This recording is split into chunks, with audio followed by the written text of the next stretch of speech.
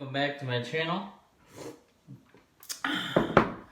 This is 3 Thursdays, and today's episode we're going to be focusing on practicing.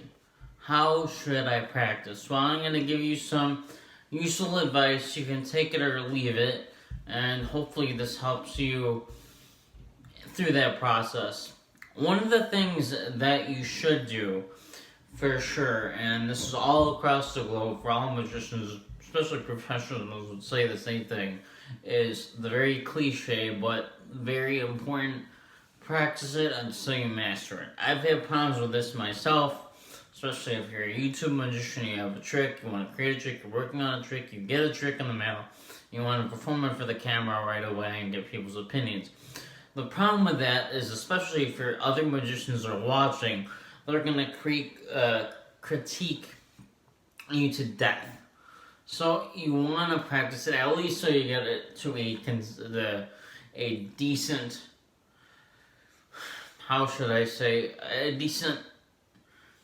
decentness, if there's for lack of a better word, so where the trick looks pretty good. So where if you post it on a magic forum or page on Facebook, you can get some useful advice other than just you need to work on it more. They can give you a bit more practical advice based on the fact that, okay, you've practiced, but here you can work on this some more. So what are some of the ways that you can master the trick? That's really what it comes down to, right? Well, one of the things that you can do is focus on what you want to work within that trick, whether it be scripting, whether it be technique, whether it be, just whatever you can think of, but those are the two things that come to my mind right now. Another way that you can practice it is say to yourself, okay, I'm going to practice this trick until I can get it down without making a mistake 20 times in a row. Alright? So, or maybe even 10 times, 15 times in a row. I've done this trick, you perform it for the camera, you don't see nothing in here, too wrong with it for 15, 20 times in a row, whatever number you have to set. The bigger number, the better, right? So that's another way that you can practice it.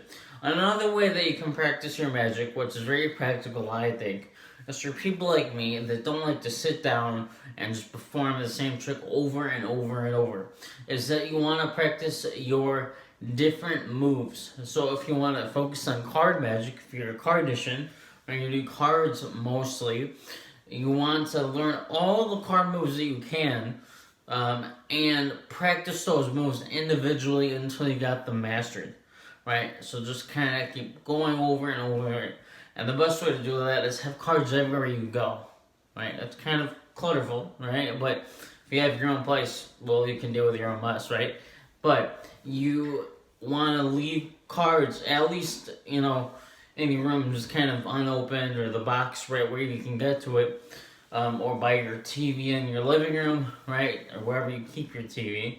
Most people would hopefully keep it in the living room. You don't want your TV in the bathroom. Although, that's kind of a good idea.